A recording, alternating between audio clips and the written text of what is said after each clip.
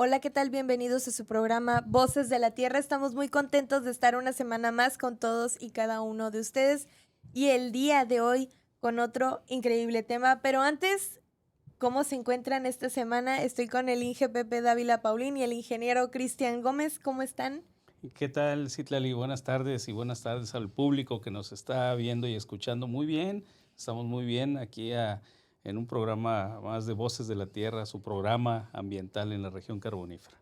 Así es, Inge, muy contentos, regresando ya de Semana Santa, de la Semana Mayor, y también creo que muy contentos porque parte de las indicaciones que acató los visitantes, pues seguramente muchos los escucharon aquí dentro del programa de Voces de la Tierra, referente a las fogatas, a los residuos, entonces pues muy contentos porque sí fueron pues resultados satisfactorios. Así es, y bueno, pues como cada semana traemos un tema que pretendemos que sea de interés del público y en esta ocasión vamos a hablar de los castores, del castor, que es una especie muy emblemática, muy bonita y a esa especie le vamos a dedicar todo el programa.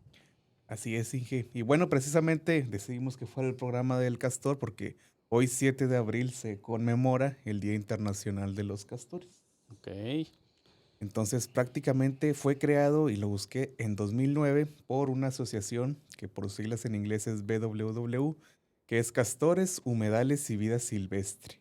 Y se creó perdón, de la mano de una científica que le llamaban la mujer castor, porque dedicó 50 años de su vida a estudiar y a proteger los castores. Entonces de ahí se deriva el hecho de que tengamos este día para conmemorarnos, para reflexionar, porque sabemos básicamente, si pensamos en castores, pensamos en madera y pensamos en represas. Entonces, conocer un poquito los beneficios que trae los ecosistemas. Tal vez tenemos la duda si había o si hay aquí en nuestra región. Entonces, pues precisamente es el objetivo de este programa del día de hoy. ¿tú qué piensas, Itlali? ¿Crees que haya castores aquí en la región? Creo que imaginaría que no, pero siento que ahorita que lo traen sobre la mesa, quizá pudiera ser que sí. Sí, pues efectivamente, aquí en nuestra región históricamente había castores en toda esta región.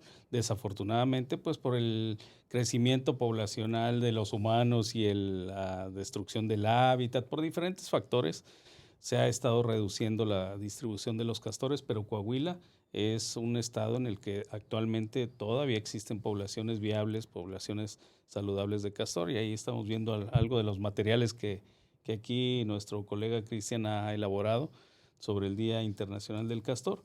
Entonces no lo tenemos tan lejos. Históricamente el río Sabinas, río Álamos son hábitat adecuado para los castores. Y bueno, de eso vamos a hablar durante todo el programa de hoy. Excelente, pero que pudieran empezar compartiéndonos sobre los castores, porque sí me generan mucha curiosidad. Sí, sí, sí, pues son bien interesantes porque para empezar es un mamífero que prácticamente vive en el agua. Pudieran pensar alguien de que, bueno, pues es que si es un mamífero, ¿por qué va a andar ahí en el agua? Mejor que ande en la tierra. Bueno, está adaptado plenamente a vivir en hábitats acuáticos y algo muy característico de ellos son su complejidad en la familia, su complejidad en la formación de sus estructuras o sus casas en donde viven, y de eso ahorita vamos a ahondar un poquito más. ¿Tú Así, tienes algo de información, sí, Chris? pues comenzando con lo básico, que es cuando hablamos de una especie, pues conocer género y especie Ok. prácticamente. Entonces, la que es nativa aquí del continente americano es el género castor, especie canadensis. Y básicamente hay dos especies. El género es el mismo castor, pero el otro es el fever, que es el principal de Europa y Asia, que es similar al canadensis, pero este es un poco más pequeño y tiene una diferente genética en su cráneo, pero básicamente son muy parecidos, nada más el tamaño, y son esas dos que tenemos. Y básicamente la distribución, pues es en Canadá, Estados Unidos, norte de México, pero siempre me gusta ver en Naturalis los registros que hay, y sorprendentemente de esta especie nativa de América, y sabemos que está en América del Norte, hay puntos de ubicación en Sudamérica, precisamente en Chile. Entonces se habla de que fue introducido de manera, vaya, por la acción humana para que creara represas, pero pues básicamente como toda especie exótica, un lugar que no le corresponde, se salió de control y pues se tienen muchos problemas en la parte de Chile con inundaciones en pueblos o en zonas de ribera, porque pues básicamente los castores comienzan a construir las represas, el agua se acumula y pues comienzan por ahí algunos problemas de inundación, que básicamente es algo que también vamos a abordar en las acciones de las problemáticas o de las consecuencias que tiene la presencia de esta especie, pero eso es básicamente lo que encontramos de la distribución. También hay algunos puntos en Europa, pero pues también es básicamente por la acción humana.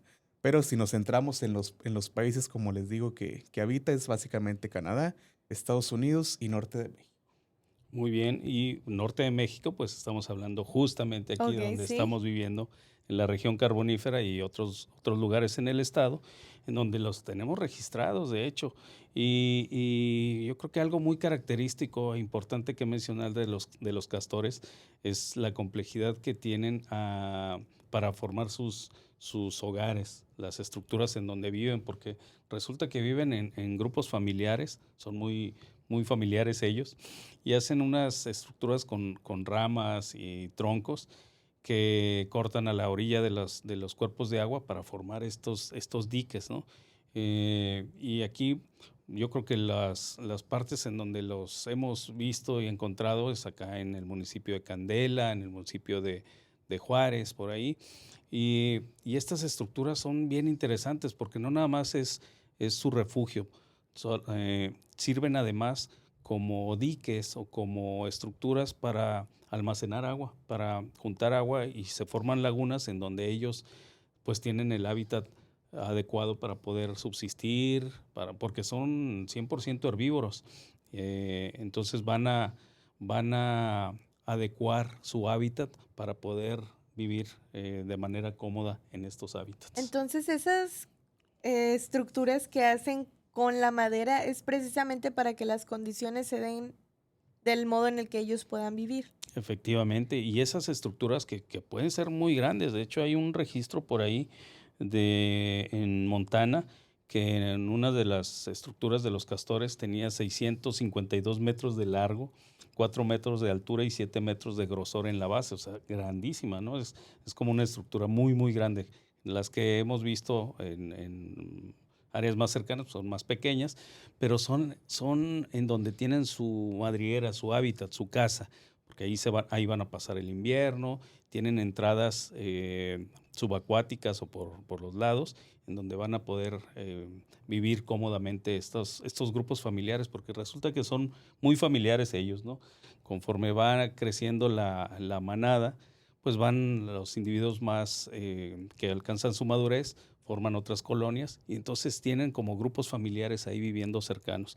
De hecho, si llega un castor que no pertenece a esa familia, existen conflictos también, así como de repente entre los humanos también. Alguien que no es de la colonia y de repente lo ven medio feo, también lo mismo pasa con los castores.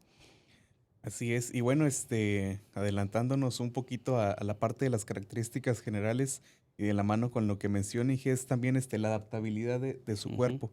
Entonces, prácticamente las patas traseras de los castores tienen un tipo de membranas, así como los patos. Entonces, también eso los hace que sean excelentes nadadores, que puedan nadar a grandes velocidades, que se puedan desplazar. También la información dice que son excelentes buceadores y pues también su cola plana, esa es otra de Ujú. sus características. Los hemos visto seguramente en alguna caricatura o algo y sabemos las características básicas de los castores. Entonces su cola plana pues también le da un equilibrio al nadar y es muy importante también porque cuando anda en tierra la golpea ante el suelo y eso es para que alerte a depredadores o si se siente amenazado de que ahí está. Entonces básicamente como lo hemos hablando las condiciones o las adaptabilidades hacia la evolución que han tenido pues distintas especies para subsistir en los ecosistemas. Sí, yo recuerdo en el río Bravo también haber visto Ujú. castores y es una de sus características cuando alertan a los demás de que probablemente hay una amenaza, golpean con la cola muy fuerte en el agua y se oye bastante fuerte.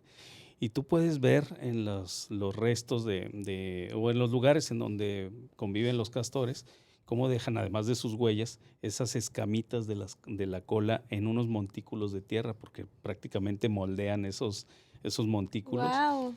como marcas en donde delimitan su territorio. Además tienen unas glándulas muy olorosas que también delimitan ese territorio. La tierra más ese olor penetrante que tienen, es donde dicen, hasta aquí es mi barrio, de aquí para allá ya es otro, ¿no? Entonces tienen un sistema complejo de comunicación entre ellos que incluye estos olores, ¿no? Y las marcas que dejan en sus madrigueras y en sus, pues ahí donde viven ellos. Así es. Y pues básicamente, otra de sus características, por ejemplo, hablando del peso, dice que pueden ser entre 16 a 30 kilos, entonces sí son algo, pues, pesados. En su tamaño, pueden llegar a medir de 90 hasta incluso 1,20 m, y su cola puede llegar entre 25 a 35 centímetros, entonces sí es un animal Ujú. considerablemente largo y grande. El pelaje, pues todos lo conocemos en el café, marrón oscuro, a rojizo, y es muy denso e impermeable, que también pues es parte ideal para, por ejemplo, en aguas frías o en el tipo de ecosistemas que habita. Es un roedor, Ujú. básicamente. Y también pues la característica, aparte de la cola, son sus dientes, que son pues muy notorios, con los que básicamente ruñe la madera con la que va cortando. Y ese es un indicio prácticamente de saber que hay presencia de castores, porque pues si vemos un árbol, pues es muy diferente, si hacemos la comparativa, a cuando alguien quiere talar un árbol con un hacha, a cuando es un rasgo distintivo de los castores. Entonces, pues básicamente es un rasgo que nos permite saber que hay presencia de esta especie. Entonces también, al igual lo conocemos de otros roedores, el crecimiento de los dientes es continuo, entonces por eso tienen que estar muy seguido y básicamente toda la parte de su vida estando con la madera, perdón, y este tipo de materiales que les van a ayudar a desgastarlos y por ende pues no tener ese crecimiento tan pronunciado que a su vez puede llegar a ser una consecuencia para ellos. Exactamente. Y yo creo que hemos sido testigos también de que, por ejemplo, en las universidades de repente agarran de mascota los castores, Sí, claro. básicamente en las carreras de arquitectura, ¿no? Y es precisamente porque tiene que ver eh, Con la construcción, e- pero en parte de la naturaleza. exactamente, entonces agarran el castor ahí de ejemplo, ¿no? Algo que también complementando lo que dice aquí mi colega y amigo Cristian, de que cuánto puede vivir un castor. Es interesante porque ya lo hemos mencionado con otras especies que en ambientes naturales viven menos, ¿no? Sí, Que, claro. que en cautiverio, ¿no? Y en el caso de los castores, según la literatura, menciona que en ambientes naturales puede vivir de 10 a 15 años. A Ok. diferencia de los castores que están en cautiverio, que no tienen pues el riesgo de algún depredador, en cautiverio pueden llegar a vivir hasta 20 a 24 años, entonces bastante más tiempo que en ambientes naturales. Y es obvio, ¿no? Los depredadores, las enfermedades y demás que están en ambientes naturales, pues hacen que vivan menos cuando están en la naturaleza. Y es Inge. Y bueno, usted ya mencionó que son herbívoros, que pues principalmente comen corteza de los árboles, algunas hojas, plantas acuáticas. También su principal actividad, aunque se pueden ver de día, también decía que pues era nocturna. Y una parte que ahorita también la veníamos platicando en el camino, es cómo viven, cómo es vaya, su manera, viven en Ujú. pareja, viven varios, viven solitarios. Entonces, por lo general, forman una sola pareja, macho y hembra, la cual, por lo general es durante toda la vida, ya que la encuentran. Y entre ambos cuidan a las crías y trabajan en la construcción. En lo general tienen de 1 a 4 crías por año, entre 2 y 3 el promedio, y nacen generalmente en primavera. Y esto me pareció muy interesante porque a las crías se les llama kids, entonces como si fuera referente a niños básicamente.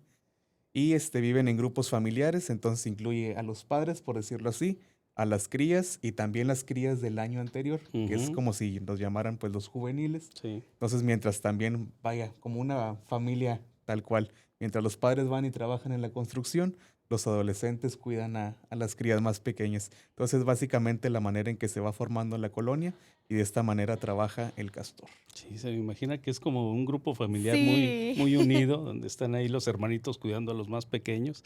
Y de hecho, ya después de los 2 años, las crías bueno, dependiendo, si hay alimento disponible, pueden empezar ya a buscar vivir por su cuenta. Sin embargo, buscan estas crías que ya dejan al grupo familiar buscan establecerse en lugares cercanos, entonces andan ahí cerca de la familia. De hecho, son muy territoriales, son bien bonitos y todo, pero son muy territoriales. Si alguien que es externo a la familia quiere establecerse por ahí cerca, empieza el conflicto. Sin embargo, si son familiares, que sean hijos, primos o demás, sí se permiten, sí se toleran de cierta manera el estar viviendo ahí relativamente cerca. Se me hace bien interesante ese Qué comportamiento de los curiosa la castores. comunidad de castores. Sí. Y el dato que acaba de compartir de que, por ejemplo, los hermanos mayores están cuidando a los menores, Ujú. no tenía el conocimiento de que hubiera alguna especie de animales que hiciera eso. Casi siempre es los padres o a veces solamente la madre. Y wow, o sea, que haya también ese vínculo entre hermanos es muy interesante. Sí, sí, sí, bien padre, ¿no? Bien interesante y que pues si no nos adentramos a conocer esta especie, pues los dejamos pasar así como si fueran unos grandes roedores, ¿no? De hecho, son hasta parientes de las ardillas, ¿no? Son de este Mm, mismo grupo de los roedores, pero pues este es acuático es como básicamente, una ardillota del como una agua. ardillota del agua, exactamente. Y yo creo que algo también interesante, ya que estamos hablando de su comportamiento y demás, es de que para México el castor es una especie protegida. Ujú. Está considerada una especie en peligro de extinción, a diferencia que a nivel mundial es una especie con bajo riesgo, pero aquí en México es una especie protegida. Y pues el hecho de que sea protegida quiere decir que su hábitat está en riesgo, su hábitat que son los humedales está en riesgo, sus poblaciones han disminuido notablemente y por eso están en esa categoría. O sea, hay que protegerlos, hay que cuidarlos. Si llega a ver usted un castor por ahí, no lo agarre, es un animal silvestre, no es una mascota, ya lo hemos mencionado anteriormente, y su lugar es en la naturaleza. Entonces ahí hay que dejarlos, porque además el andar agarrando castores, pues constituye un delito ambiental. Wow. Y me imagino que también tiene su riesgo. Pues no he sabido yo de que un castor sea agresivo. Lo que sí me acuerdo muy bien es que en el Río Bravo, cuando llegábamos a verlos ahí, son muy escurridizos. Se escabullen porque ante la presencia de los humanos, ¿no? Porque además de los humanos, tiene otros depredadores. En los Estados Unidos y Canadá, por ejemplo, los lobos pueden Mm, depredar a los castores, pero también el oso gris, el oso negro. Aquí en México, por ejemplo, el oso negro, el gato montés, el puma, hasta los coyotes pudieran depredar castores. Entonces son muy sigilosos, son muy escurridizos. No es fácil agarrarlos y además pues no se los recomiendo porque además ya lo mencionamos, es una especie protegida que hay que dejarla que siga sí. su vida en la naturaleza. Así es. Y bueno, hay que hacernos más bien la pregunta, el por qué construyen Ujú. represas. ¿Por qué creen? Pues, Dentro de toda su experiencia. ay, bueno, acuérdate que, bueno, la fauna silvestre o todos los organismos vivos en Ujú. este planeta necesitamos de varios elementos para vivir. Un espacio, un refugio, alimentos y en el caso de los castores, su refugio son las madrigueras estas, ¿no? Los diques que construyen son sus casas prácticamente, porque les dejan, como decíamos anteriormente, varias entradas para refugiarse adentro de esas ramas y troncos que ellos acomodan ahí en los cuerpos de agua y es la manera de protegerse de sus depredadores. Además, en lugares con clima muy extremo, como en Canadá o norte de Estados Unidos, pues los cuerpos de agua llegan a congelarse. Entonces, al poner estas ramas con lodo, no es nada más ramas, ramas con lodo, pues crean una especie de refugio que está pues protegiéndose del clima básicamente. Entonces tiene esa función, protegerse del clima, protegerse de sus depredadores y es su hogar. Tiene varias cámaras ahí por dentro, los diques o los refugios de los castores, pero básicamente es protegerse de factores externos y de depredadores. Así es. No, sí le supo la respuesta. Sí, básicamente es el hábitat contra depredadores, sobrevivir al invierno, el acceso a alimentos y además de que es un instinto natural, que ya lo traen, lo hemos visto por ejemplo en la mariposa monarca, Ujú. que pues es un proceso de generación en generación el hecho de migrar. Entonces, pues también es un instinto natural, no es algo que lo aprendan, sino que de generaciones, pues ya vimos que es padres e Ujú. hijos. Entonces, pues básicamente es algo que va con un instinto generacional y pues es el comportamiento habitual de los castores. Sí, sí, sí, muy, muy interesante esto, ¿no? Eh, y creo que lo mencionaste también, en invierno que bajan también disponibilidad de alimentos, Ujú. en el caso de las plantas, pues también ahí almacenan dentro de sus madrigueras, dentro de sus diques o estas estructuras, almacenan el alimento para tenerlo disponible en invierno, ¿no? Sí, y por ejemplo, en el dato que, por ejemplo, en la cola también le sirve como una reserva de grasa, al igual que en su cuerpo, cuando buscábamos para hacer las infografías que subimos a redes sociales hoy por la mañana, cuando buscaba las fotos en la WWF, aparecían castores en la nieve. Y Ujú. pues sí, pues básicamente si están en Canadá y norte de Estados Unidos, pues son climas muy fríos.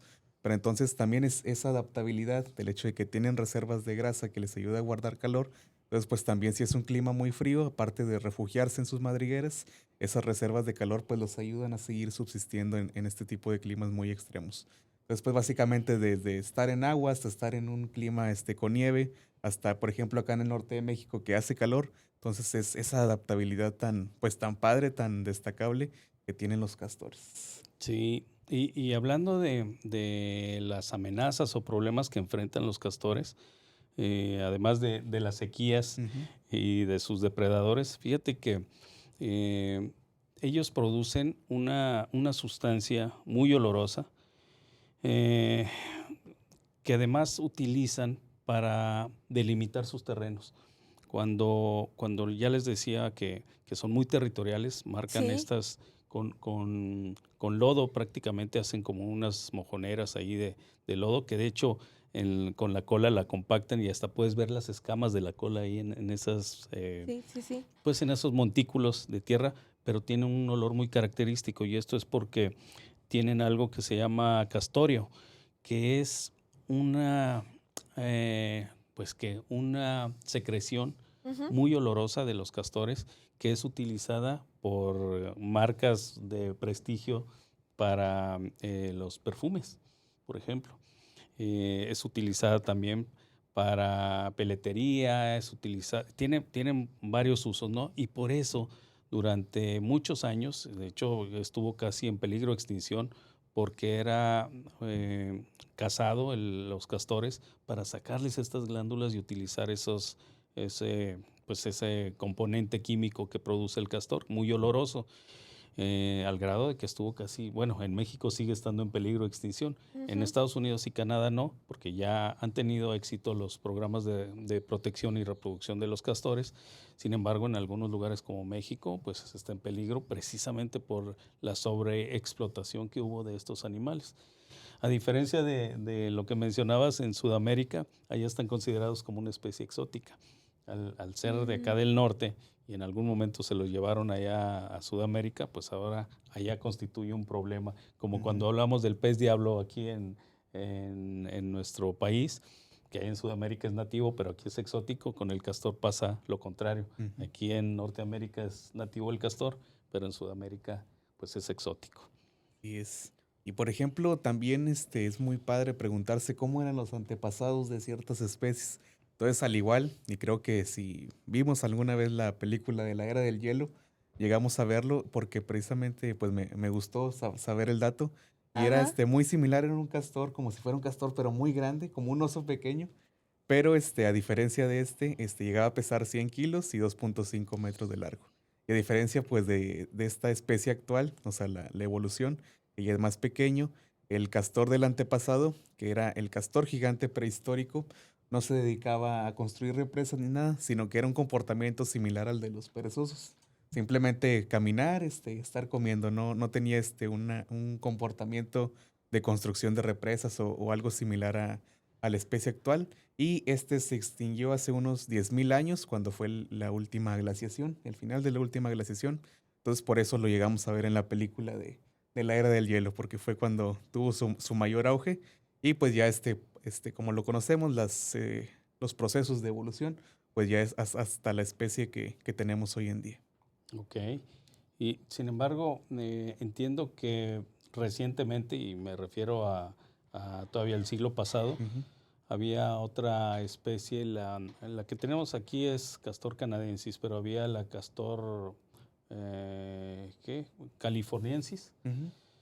que ya está actualmente extinta desafortunadamente, pero fue de las últimas especies que todavía habitaron en estas regiones, sobre todo hacia el oeste de los Estados Unidos. Y está la de Europa que mencionabas en un principio. Entonces Sí. ahorita actualmente tenemos esas dos especies prácticamente, Ujú. la que tenemos aquí en Norteamérica, la de Europa, y desafortunadamente pues recientemente ya dejó de existir esa especie de californiensis. Y por ejemplo, algo también muy bueno que se saca de la construcción de las represas de los castores, pues el impacto ecológico Ujú, hacia otras especies. Entonces nos podemos preguntar, pues, ¿qué tiene que ver? Pero pues ujú. prácticamente si hablamos de que construyen represas, de que retienen el agua, entonces pues beneficia a peces, anfibios, insectos, aves, al crear pues sitios de descanso, sitios de alimento. Entonces pues también en la parte de las sequías, al estar pues reteniendo agua, en esa parte, pues obviamente se crea esa acumulación y pues ende va a haber disponibilidad en el área de agua. Pero pues aquí también viene la parte contraproducente, porque pues el hecho de construir una represa, pues obviamente es limitar a que pase menos agua al siguiente, vaya que es en la continuidad del agua. Entonces una de las amenazas pues también era que los locatarios pues decían que los castores les estaban quitando el agua prácticamente, que le estaban deteniendo. Entonces por ahí también viene parte de que esté en peligro de extinción dentro de las amenazas. Entonces es un impacto ecológico, pues sí, muy positivo, pero donde hay presencia sí existen muchas discrepancias de quienes están a favor de protegerlo y a quienes pues piensan que está realmente haciendo un daño. Sí, pues nosotros estamos a favor de protegerlo. Claro. Y además, además de lo que comentas, Chris, el hecho de retener agua en algún lugar y que haya represas o diques construidos por castores ayuda a disminuir la velocidad en las Ujú. crecientes. De esa manera, si llegara a haber unas lluvias torrenciales como las que hay en verano o hemos tenido aquí en la región, si hubiera habido castores cuando aquella inundación del 2010, probablemente hubiera sido menor el impacto de esa creciente de agua que hubo en el río Mm. Sabinas, porque ese efecto de esos diques, ¿no? Claro que tiene sus efectos negativos para la agricultura, probablemente porque pues al retener agua ya no va a pasar igual hacia los canales, qué sé yo, pero tiene más impactos positivos que negativos el hecho Ujú. de la construcción de estos diques de los castores, ¿no? Así es. Ingi, por ejemplo, aquí ya lo mencionaba al principio, pero haciendo un poquito más de énfasis, ¿en qué zonas podemos encontrar castores? Híjole, pues no les voy a decir porque luego van a ir a buscarlo. Ajá. No, no es cierto. Lo que pasa es que desafortunadamente en Coahuila ya quedan muy pocos espacios Ujú. donde queda hábitat disponible para los castores, pero Mm. el río Sabinas históricamente había castores hasta acá en la parte alta de la cuenca, ¿no? Ya por los problemas que les decía del uso excesivo de los castores o la cacería de los castores por estos componentes que tiene y además por su piel, porque en algún momento la piel de los castores era altamente cotizada. Entonces hubo esta extracción masiva, pero los cuerpos de agua de más de 1 metro de profundidad son los hábitats ideales donde esté corriendo el agua para, para este tipo de especie, ¿no? No hay que confundirlo también, porque esa es otra de las cosas que han sucedido, por ejemplo, en el Arroyo de las Vacas, acá en Acuña, hay coipús o hay ratas almizcleras que son muy parecidos, pero pues tienen otra dieta y eso sí comen peces, no como el castor que es herbívoro, y a veces se confunden. Ujú. Acuérdense lo que mencionaba ahorita Cristian de la cola palmeada, esas son las características del castor. Pero bueno, se ha confundido a veces con otras especies, ¿no? A veces hasta con las ratas de alcantarilla, que son grandotas de repente, las ratus norvegicus. Entonces se puede llegar a confundir.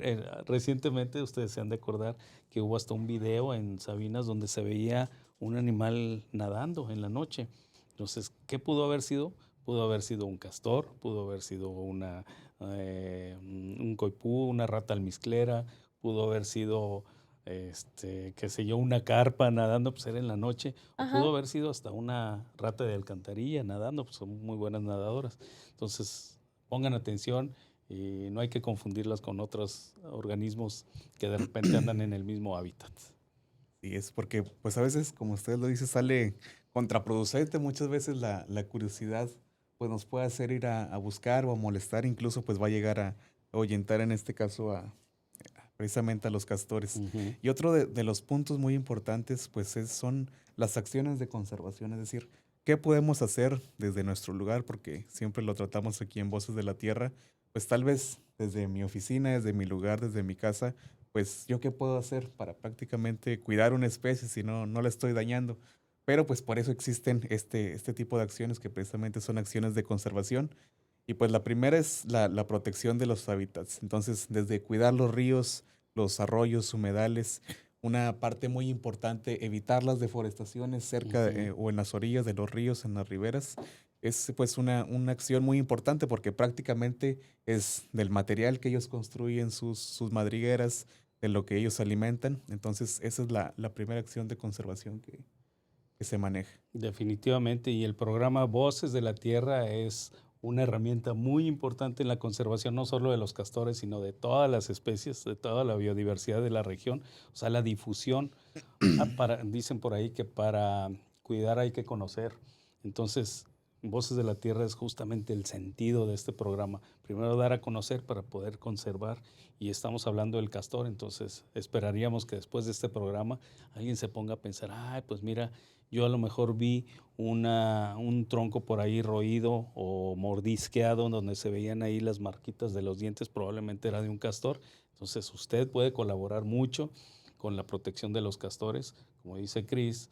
Una es el cuidado del ecosistema, pero otra es hay que reportarlos. Si llegan a ver los indicios de la presencia del castor, Ujú. pueden dar aviso con nosotros. Ahí están en las imágenes viéndose algunas de las marcas que dejan los Sí. castores. Es muy evidente los dientitos que dejan ahí marcados en los troncos, porque pueden ser troncos de más de 30 centímetros de diámetro.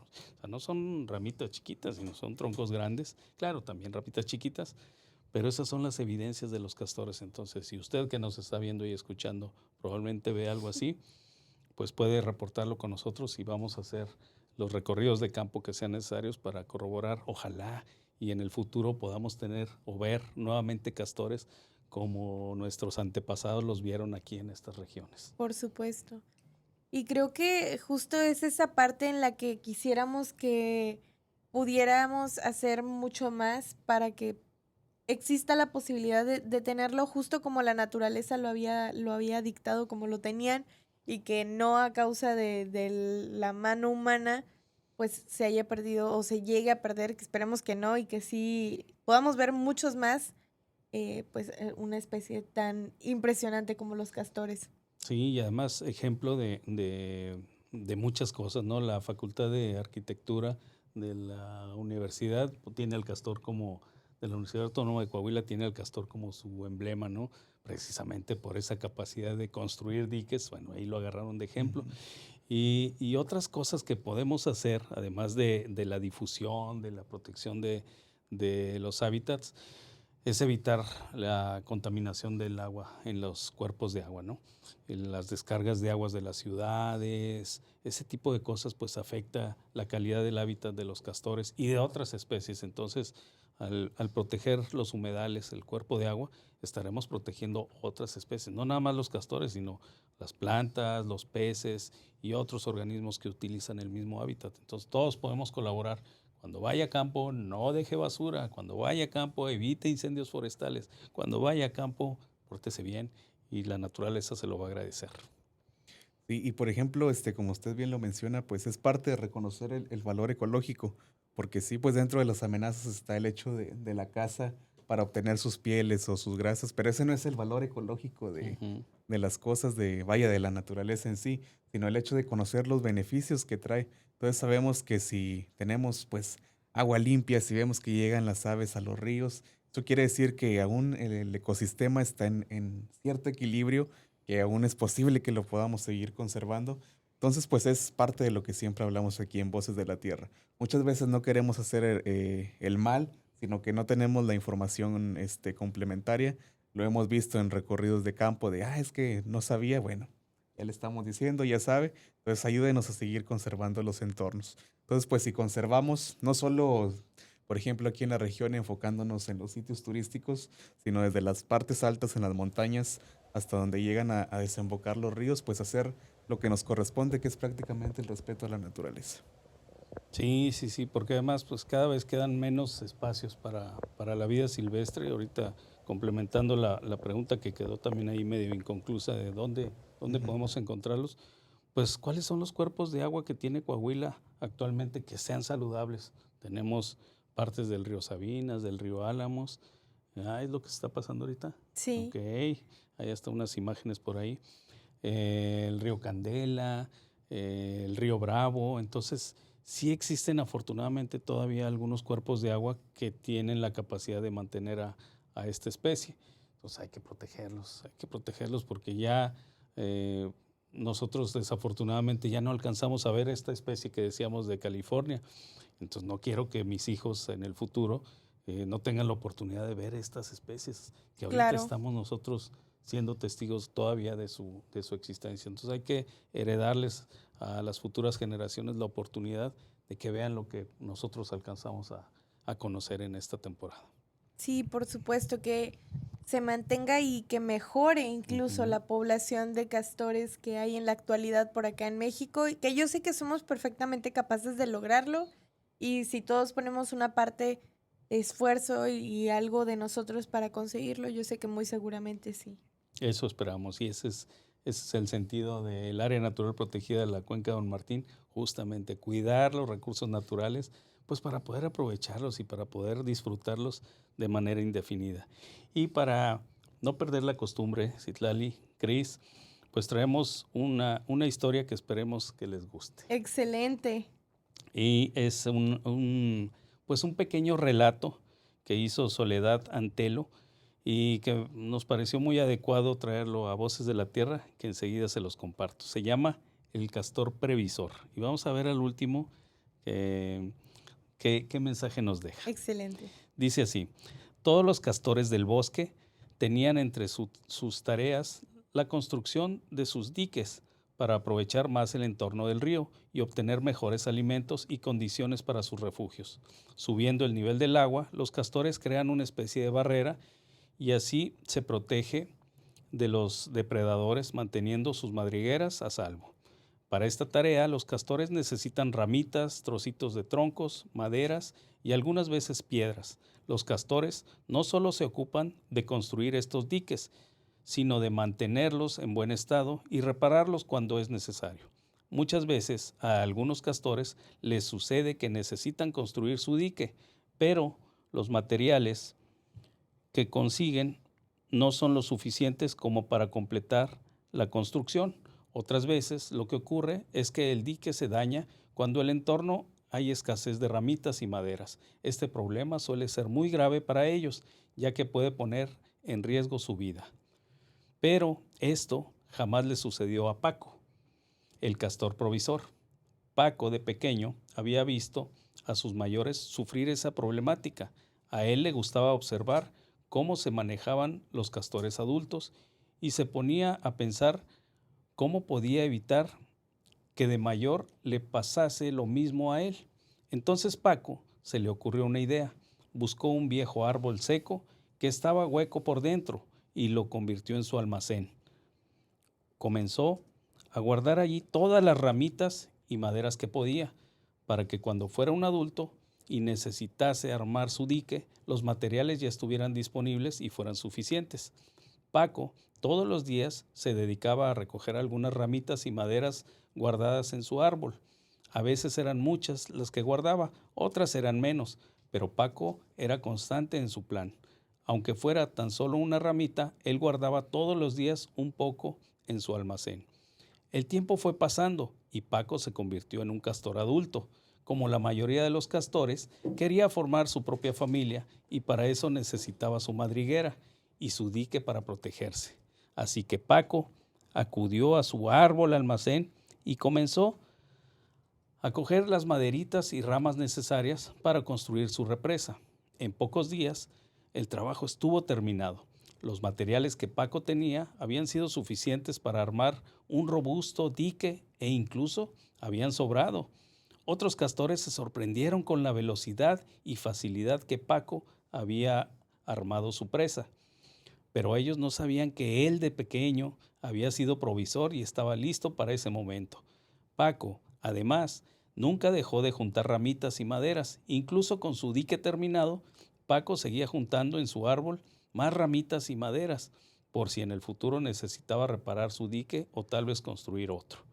Finalmente, Paco formó su familia y tuvo sus cachorros.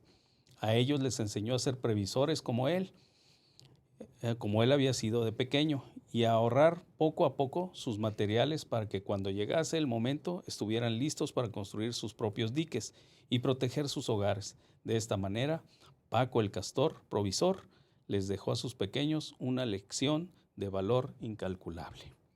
Fin. Pues, ¿qué les parece? ¿Será más o menos cierta esta historia? Tiene una interesante moraleja para las personas que nos están escuchando, el prepararse para las cosas. Exactamente, prepararse para las temporadas de escasez, por ejemplo. Sí. Y eso se puede aplicar en lo económico. ¿Qué hacen nuestras mamás? Van al mandado porque a lo mejor al fin de la quincena ya va a estar más estirada ahí la cosa, entonces se previenen, ¿no? Ujú. También los papás ahí andan haciendo esas cosas. Entonces esto se aplica muy bien a esa situación de ser previsor. ¿Qué les pareció? No, está muy, muy bien. Prácticamente habla o engloba algunos puntos que hemos hablado, el hecho de buscar las ramitas, de cómo lo van a construir. Pero pues también es la parte de que ahí, pues básicamente, como si entráramos los humanos a hacer una deforestación, a que ya no haya árboles en las riberas.